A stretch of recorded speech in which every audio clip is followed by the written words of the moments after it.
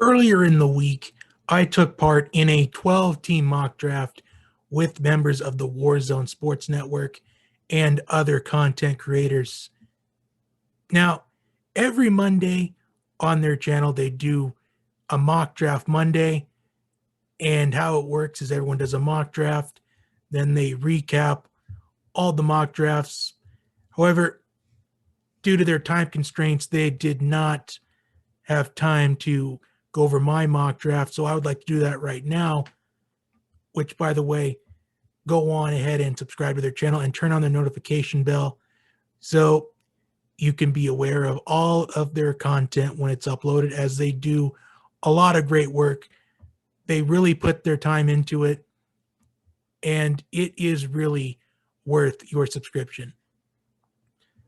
So I had the 5th pick in this mock draft, and it was obvious to me that I was going to go running back here. The question was, which one was it going to be? And I felt like 5th was the perfect spot here, considering it's pretty clear that McCaffrey and Cook will go out the board 1-2. And in the majority of leagues, Kamara will most likely go at 3.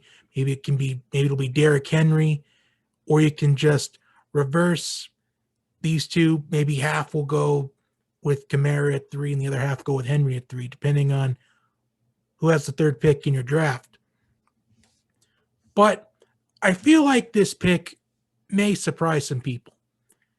Now, I went with Jonathan Taylor with my 1st round pick. I was debating between Jonathan Taylor and Nick Chubb.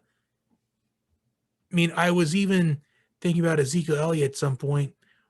I felt like it was too early for Aaron Jones. I felt like if I was probably 8th or 9th, I would have went with Aaron Jones. But with the news that we had heard about Carson Wentz being out indefinitely, at the time, we didn't know the extent of indefinitely. And now that we have some more information, maybe I just kind of second guessed myself here and thought, well, maybe I should have went with Chubb. But whenever you take a running back with your first round pick, it's always best to find a running back that has a reliable offensive line. And when you look at the running backs here from my slot at 5 all the way to the end of the 1st round, Colts, one of, if not the best offensive line in the National Football League. The Browns, with Chubb going at 6, reliable offensive line with the Browns. Cowboys, reliable offensive line. The Giants, their offensive line, I think, is going to improve this season.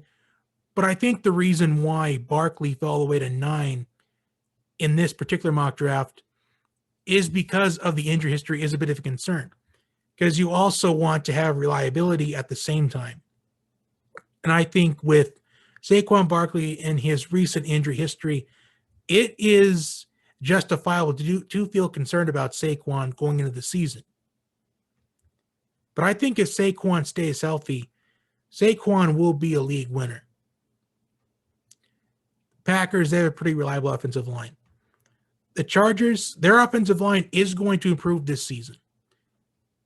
So I would say in this 1st round, I'd say everybody made a really smart pick here, although I kind of am now having second thoughts on my selection of Jonathan Taylor.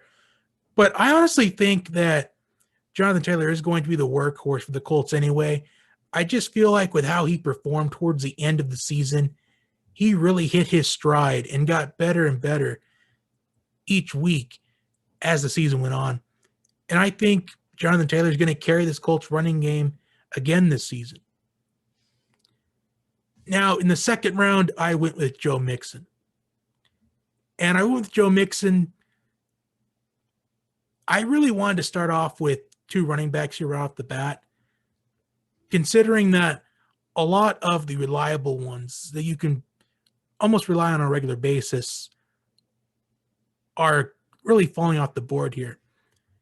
In my personal opinion, I felt like it was a bit too early for Miles Sanders or Chris Carson, even Josh Jacobs, I felt like maybe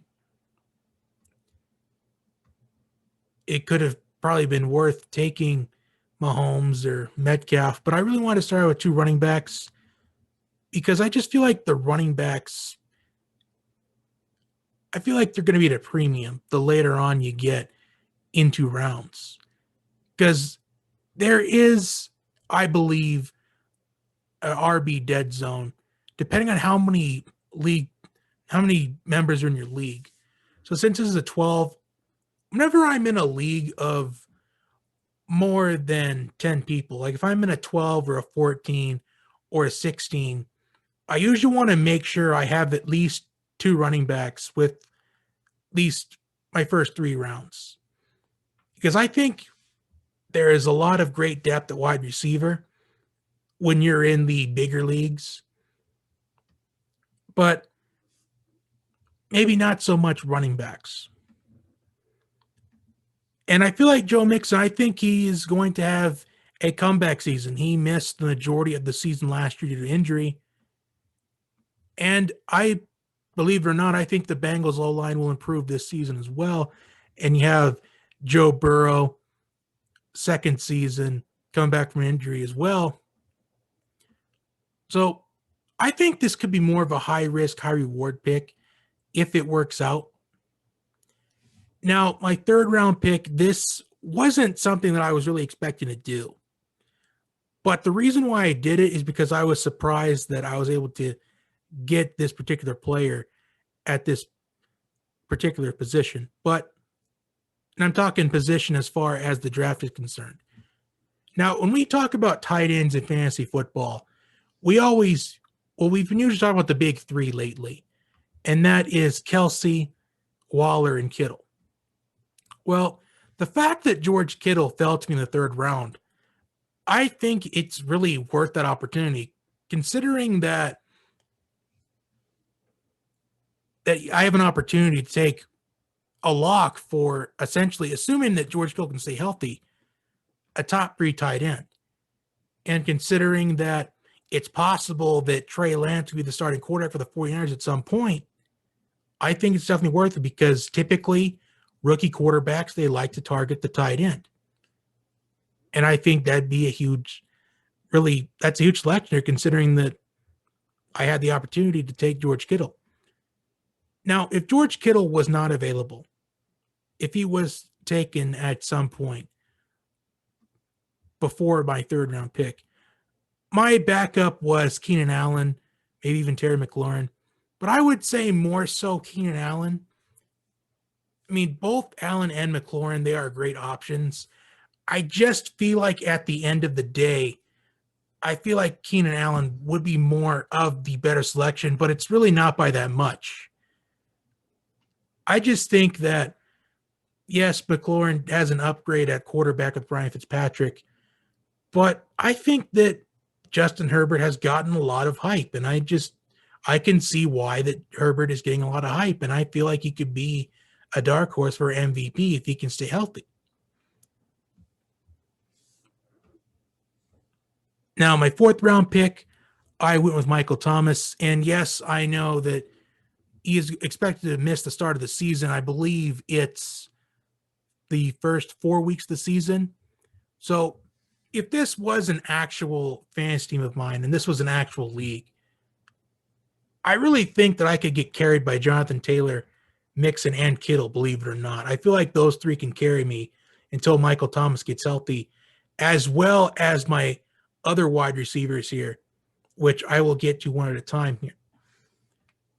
Especially when this is a PPR league, whether or not the quarterback is going to be Jameis Winston or Taysom Hill, they're going to look for Michael Thomas. And I know you call Michael Thomas Slant Boy. Well, a lot of people call Michael Thomas, he's known as Slant Boy. But guess what? Slant Boy is going to get a lot of points in PPR leagues. So I feel like I essentially got Michael Thomas at a steal. Even though he is going to miss some time. And I think that's a big reason why Michael Thomas fell to me in this fourth round is because we're kind of kind of not sure about how long he's going to be out for, whether if it's the start of the season, maybe the first couple games, or 4 games, or if it becomes 8, or if he even plays at all. So kind of so far with my first 4 picks here, it's kind of high risk, high reward for at least 2 of these 4. Now in round 5, I went with T. Higgins. And I think T. Higgins is a solid option here. He is going to really have less production this season, at least when you look at it on paper, adding in Jamar Chase. But I still think that T. Higgins, I still think he's a solid option for a wide receiver 1. And I know you're adding in Jamar Chase to this Bengals offense, but I just like what I'm doing so far with my wide receiver choices. And the Bengals, they are going to be down a lot in games. And being down a lot, it means garbage time points. And garbage time points is sometimes, if not usually, the difference in a lot of matchups. So in the 6th round, I went with DJ Chark. So really, I'm going with wide receivers back to back to back to back as I take 4 in a row here. DJ Chark in the 6th round. Trevor Lawrence, a rookie quarterback. I feel like if DJ Chark can stay healthy this season, I've seen some mixed feelings about DJ Chark. I've seen some say that he is a must draft. I've seen some where avoid him at all costs.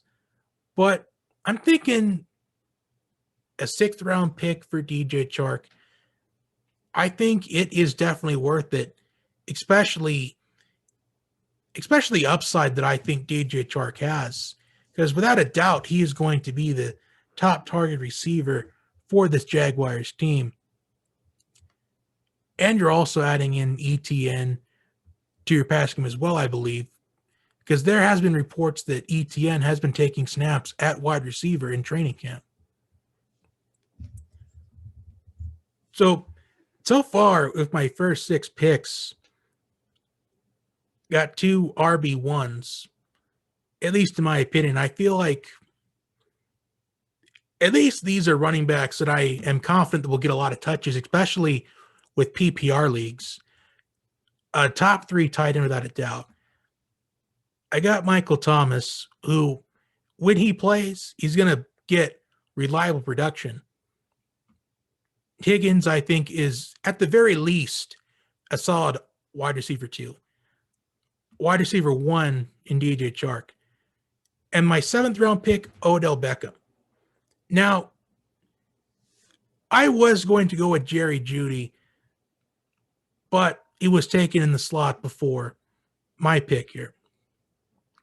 So it's not really a bad plan B as far as Odell Beckham is concerned.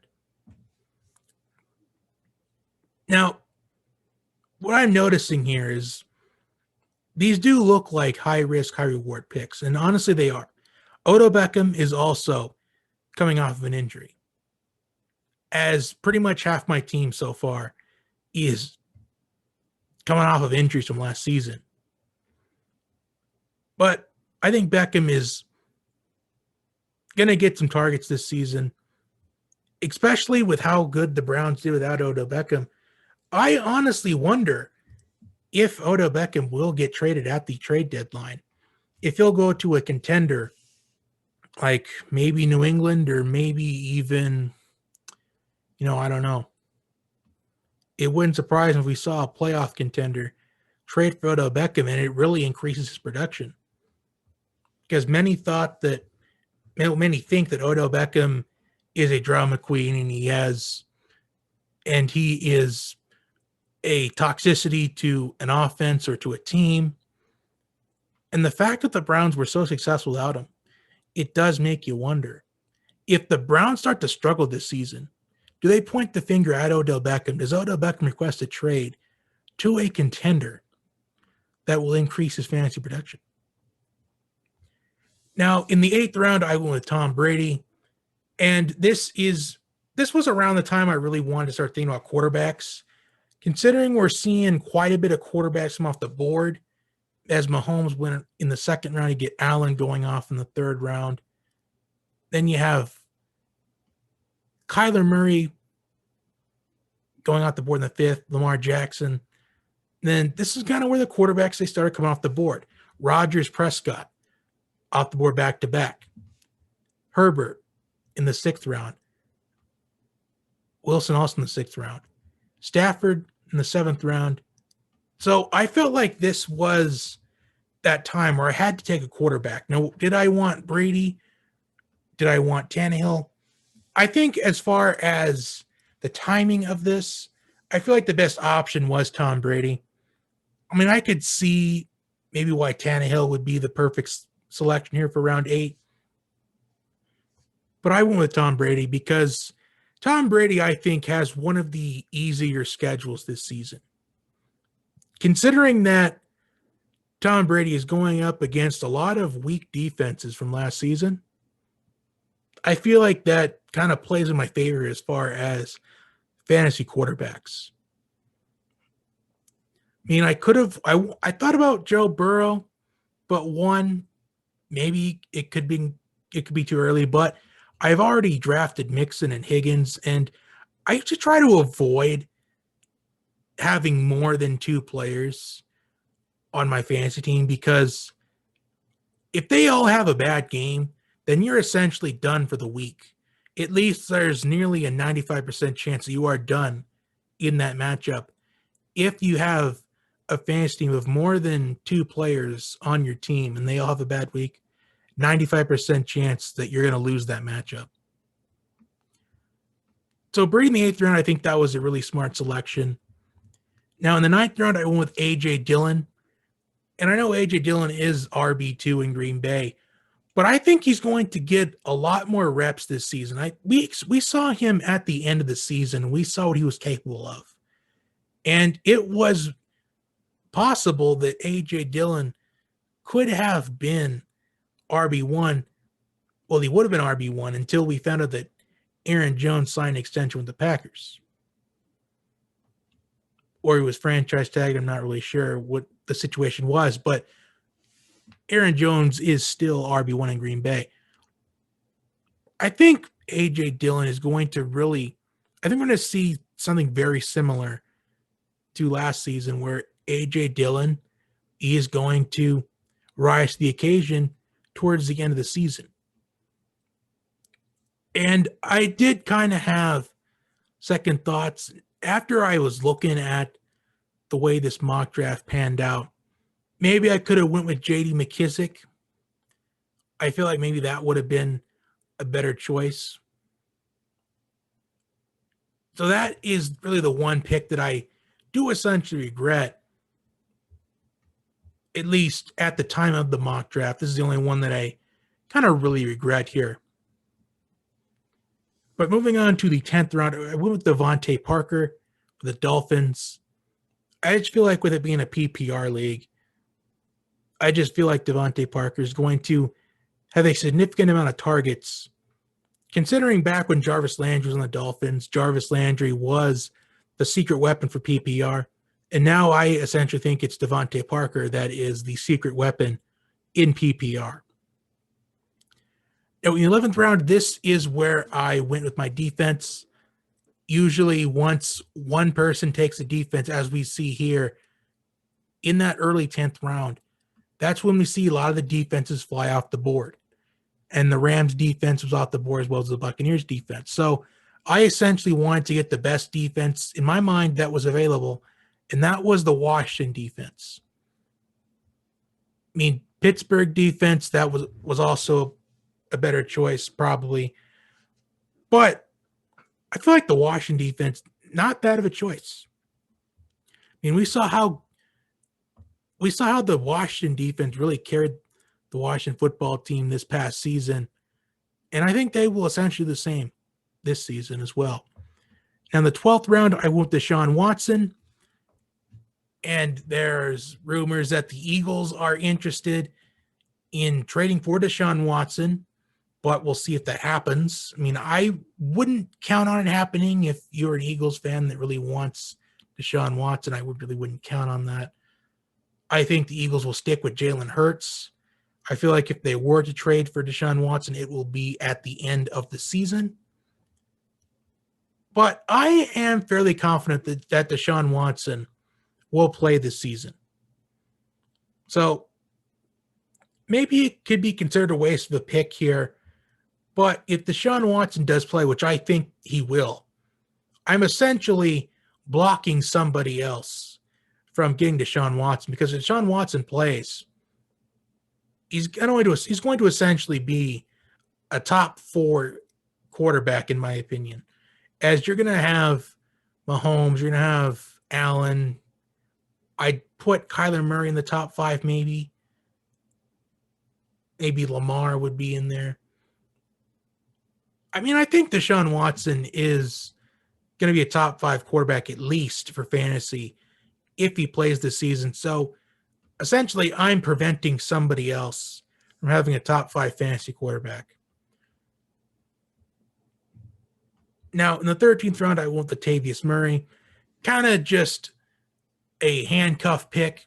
I just wanted to at least have one handcuff, because you never know with injuries, because injuries are always a part of the game of fantasy football. And if Kamara gets hurt this season, or if Kamara is underperforming and Latavius Murray has to start, as I believe Latavius Murray started a game last season, because I believe Kamara was out with the, the condition that was really centered around 2020. And the reason why I'm not saying what it is because rumor has it that you can't say what it is without risking demonetization. I do not want that. So anyways, usually when I'm in a league, I just really want to try to get at least one handcuff. And I feel like essentially maybe there's 2 handcuffs here with A.J. Dillon and Latavius Murray. But I feel like maybe Latavius Murray is probably the only handcuff here, because I think A.J. Dillon is going to get a lot more reps this season, I think. And in the final round, I went the kicker. Really not much of a big deal to talk about, but Tyler Bass. I mean, all kickers are usually the same, really. They have the same objective. I mean, I feel like Tyler Bass is one of the more reliable kickers that I had to choose from. I mean, considering that kind of the reliable ones like Blankenship, Younghoe Koo, Butker, Justin Tucker, Suck Up, Jason Sanders, they were all off the board. So I just had to get who I thought was the next reliable kicker, and that is Tyler Bass. Plus, I think there's going to be a lot more field goal opportunities for Tyler Bass. So that is my mock draft. Let me know what you thought about it. Like, share, and subscribe. And also subscribe to the Warzone Sports Network. I'll put the link to their channel in the description box down below. And that is all I have for you today. Until next time.